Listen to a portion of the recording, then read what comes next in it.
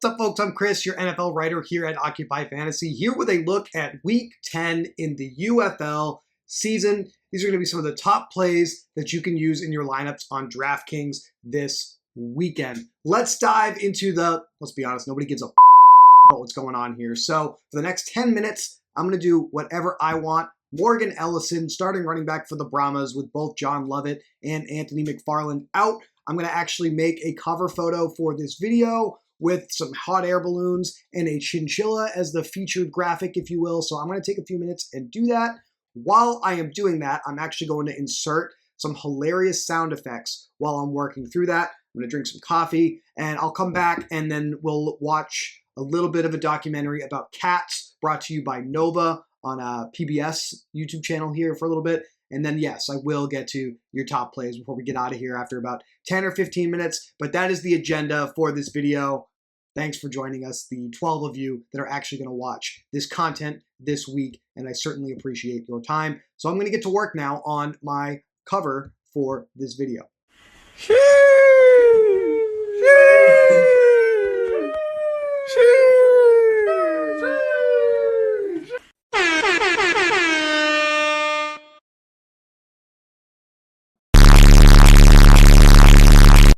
Bruh.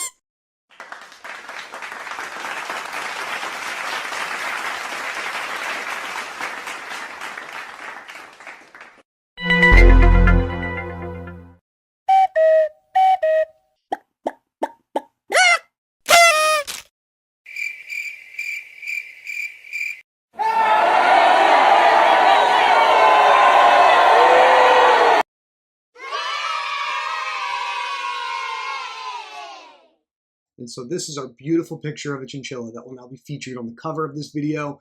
Thank you for your patience while I put that together for you, and I hope you enjoyed the hilarious sound effects that played while I was doing that for you. Now we're going to hop over to DraftKings and talk about some of the favored running backs on this slate. The Birmingham Stallions are favored by 8 points. They actually marked Ricky Person as inactive for this preview tilt of the USFL Conference Championship. So you're going to have CJ Marable and Larry Roundtree splitting opportunities at running back. Roundtree is a very cheap option here that I think is worth considering.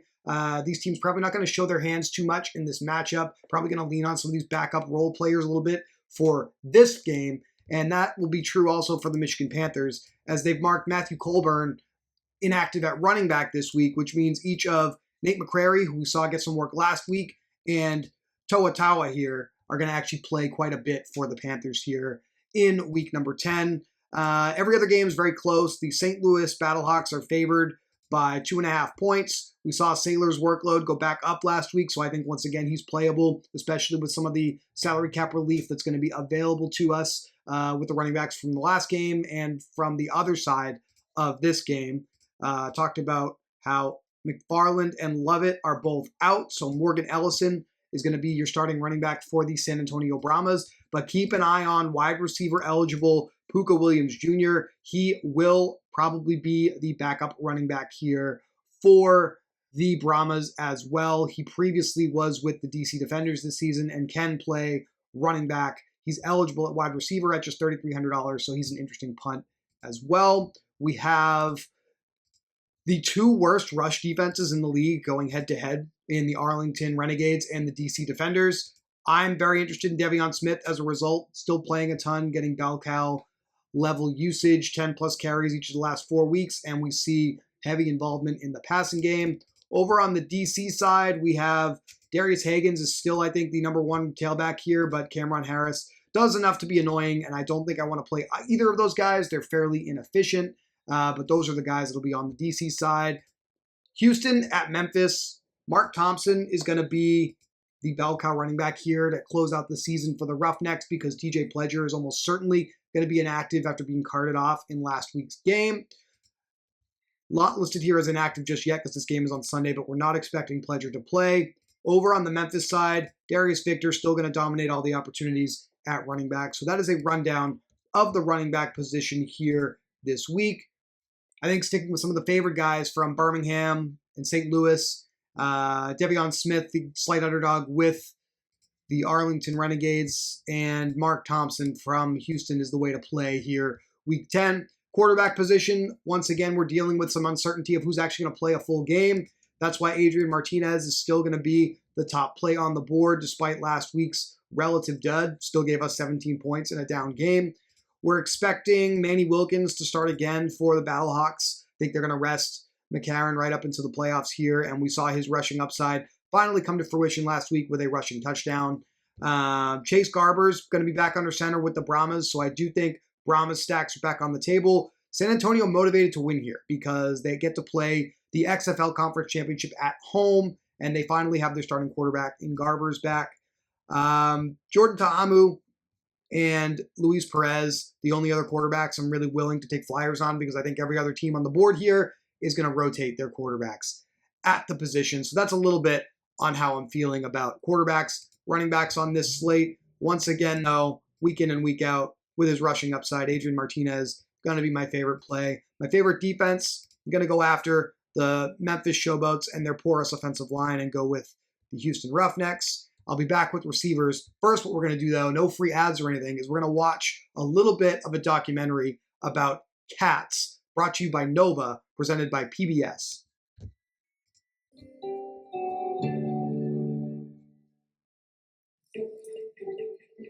They're one of the world's most popular furry pets. Famously enigmatic and totally unreadable. We will often pretend to know what they're thinking. Are we right? Maybe not. Now biologists and archaeologists are unraveling their secret histories. Behavioral genes, we have evolved a little bit to make a domestic cat more docile, more friendly with humans. Molecular genetics is throwing new light on the cat's journey from a wild animal to furry friend. We can really drill down and say definitively where domestic cats come from. Discoveries in neuroscience are starting to explain why we find cats so appealing. It's clear that these auditory sounds are plugging straight into our emotions. Behavioral science is giving us a hint of what they think of us. They are able to differentiate between our different expressions. And why they aren't always the ruthless predator they sometimes pretend to be. The cat likes to hide It likes to conceal itself. It often likes to be up high where it feels safe. What can science tell us about their future? Humans have hybridized the domestic cat with a completely different species. We're on the prowl for cattails. Right now on Nova.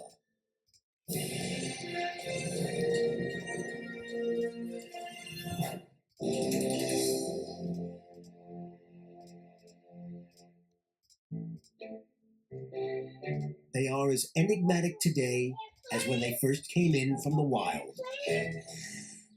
Cats lead fantastic double lives. They disappear for hours, and we don't know where they go. So yes, cats are mysterious. They're the best secret agents. So where do these strange house guests come from? They are slightly larger in size, live more in trees, but otherwise, they're going to have very similar characteristics that makes a cat a cat. How did they end up living with us? People have been speculating about it for hundreds of years. And what about cat intelligence? Cats are brilliant. People really underestimate the brilliance of a cat.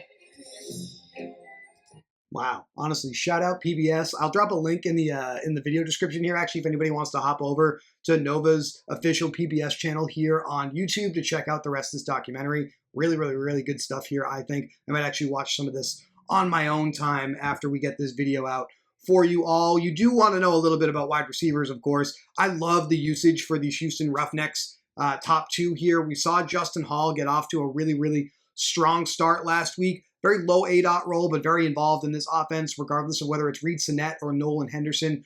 Throwing him the football, he's going to be my number one wide receiver play here for week number 10, believe it or not. So Justin Hall, but we have an underperforming wide receiver in the same wide receiver room that I think the field was somewhat on last week. I think they might abandon this week as we close out the season, and I feel like that would be a mistake. That's going to be Kiki Chisholm. Chisholm has 27% of Houston's team targets over the last 3 weeks of play. Also has about 30% of team air yards. Actually has the highest weighted opportunity in this offense, even ahead of Justin Hall because of his relatively robust 9.8 yard average depth of target. Runs most of his routes on the outside, whereas Hall is more of a slot receiver. So Chisholm, one of our underperforming wide receivers this week, that is cheap to consider. Other underperforming wide receivers, going back to the well with Steven Mitchell of the St. Louis Battlehawks. 13 targets over the last 3 weeks at a healthy 12.1 yard average depth of target. Good for 32%